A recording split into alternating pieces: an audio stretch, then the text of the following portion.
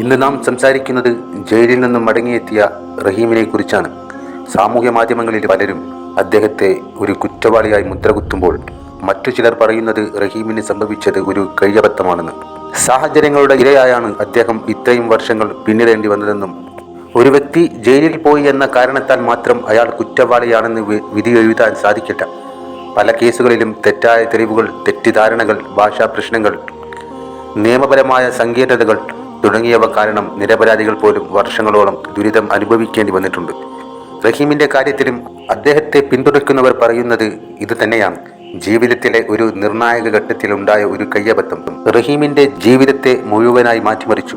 ഒരു നിമിഷത്തെ പിഴവ് അല്ലെങ്കിൽ സാഹചര്യങ്ങളുടെ സമ്മർദ്ദത്തിലുണ്ടായ ഒരു സംഭവം അദ്ദേഹത്തെ വർഷങ്ങളോളം ജയിലിന്റെ ചുമരുകൾക്കുള്ളിൽ എത്തിച്ചു എന്നാണ് അവർ പറയുന്നത്. ജയിലിലെ ജീവിതം എളുപ്പമല്ല. കുടുംബത്തിൽ നിന്ന് അകന്ന് ഉമ്മയെയും ഉറ്റവരെയും കാണാതെ ഓരോ ദിവസവും പ്രതീക്ഷയോടെ കഴിയുക എന്നത് വലിയ മാനസിക വേദനയാണ്. പുറത്തുള്ള ലോകം മുന്നോട്ട് പോകുമ്പോൾ ജയിലിനുള്ളിൽ സമയം വളരെ പതുക്കെയാണ് നീങ്ങുന്നത്.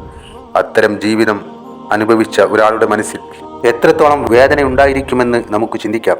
ഇന്ന് റഹീം നാട്ടിലേക്ക് മടങ്ങിയെത്തുമ്പോൾ അദ്ദേഹത്തെ കാണാൻ കാത്തിരുന്ന കുടുംബാംഗങ്ങളുടെ കണ്ണുകളിൽ സന്തോഷത്തിനോടൊപ്പം വർഷങ്ങളായിട്ടുള്ള കാത്തിരിപ്പിന്റെ കണ്ണീരും കാണാം. പ്രത്യേകിച്ച് ഒരു ഉമ്മയ്ക്ക് തൻ്റെ മകനെ വീണ്ടും ചേർത്ത് പിടിക്കാനുള്ള ആ നിമിഷം വാക്കുകൾ കൊണ്ട് വിവരിക്കാനാകാത്തതാണ്. എന്നാൽ സമൂഹം പലപ്പോഴും രണ്ടായി പിരിയുന്നു. ഒരു വിഭാഗം അദ്ദേഹത്തെ കുറ്റവാളിയായി കാണുമ്പോൾ ഒരു വിഭാഗം അദ്ദേഹത്തിന് പുതിയ ജീവിതം നൽകണമെന്നും പഴയ കാര്യങ്ങളിൽ മാത്രം കുടുങ്ങാതെ മുന്നോട്ട് പോകാൻ അവസരം നൽകണമെന്നും അഭിപ്രായപ്പെടുന്നു.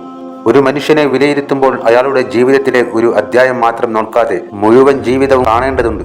തെറ്റുകൾ സംഭവിച്ചിട്ടുണ്ടെങ്കിൽ അതിൽ നിന്ന് പഠിച്ച് പുതിയൊരു ജീവിതം തുടങ്ങാനുള്ള അവസരം എല്ലാവർക്കും ലഭിക്കണം. അതാണ് മനുഷ്യത്വവും നീതിയും. റഹീമിന്റെ കഥ നമ്മെ ഓർമ്മിപ്പിക്കുന്നത് മറ്റൊന്നാണ്. ഒരു വാർത്ത കേൾക്കുമ്പോഴോ ഒരു ആരോപണം കാണുമ്പോഴോ അതിൻ്റെ എല്ലാ വശങ്ങളും മനസ്സിലാക്കാതെ ഒരാളെ വിധിക്കരുത്. കാരണം ചിലപ്പോൾ ഒരു മനുഷ്യന്റെ ജീവിതം ഒരു തെറ്റിദ്ധാരണയുടെ പേരിൽ മാറി മറിഞ്ഞിരിക്കാം. ഇന്ന് റഹീം തൻ്റെ കുടുംബത്തിനിടയിലേക്ക് തിരിച്ചെത്തിയിരിക്കുകയാണ്. ഇനി അദ്ദേഹത്തിന്റെ ജീവിതം എങ്ങനെയാകണമെന്ന് സമയം തീരുമാനിക്കും.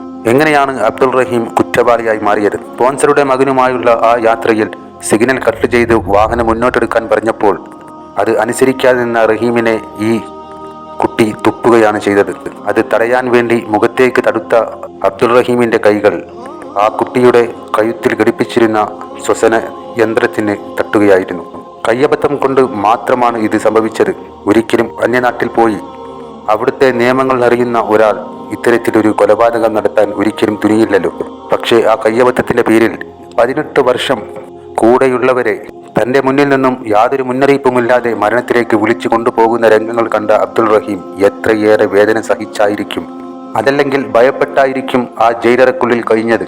ഇതുപോലെ ഈ ഒരു കയ്യബദ്ധത്തിന്റെ പേരിൽ അദ്ദേഹത്തിന് ലഭിച്ച ശിക്ഷ 18 വർഷം മരണത്തെ മുഖാമുഖം കണ്ട് വേദനയോടെ പേടിയോടെ ജീവിച്ച ജയിലിലെ ആ നിമിഷങ്ങൾ മാത്രം പോരെ അബ്ദുൾ റഹീമിന് വലിയ ശിക്ഷയായി കണക്കാക്കാൻ. ഇനിയും ഈ മനുഷ്യനെ ചിലർ ഇപ്പോഴും കുറ്റവാളിയായി കാണുന്നു. ഒരു കയ്യബദ്ധം സംഭവിച്ചതിന്റെ പേരിൽ ഒരിക്കലും അങ്ങനെ ചെയ്യാതെ അബ്ദുൾ റഹീമിന് നല്ലൊരു ജീവിതം ആശംസിക്കും.